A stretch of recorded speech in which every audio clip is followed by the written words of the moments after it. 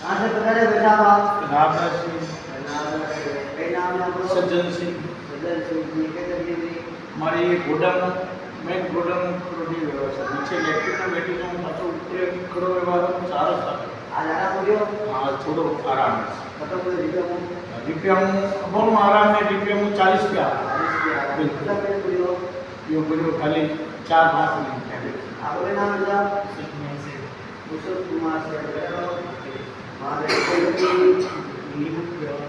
बेटा तो खत्म हो गयो हाँ जी खत्म हो गयो खत्म नहीं हो गयो आपके नाम क्या?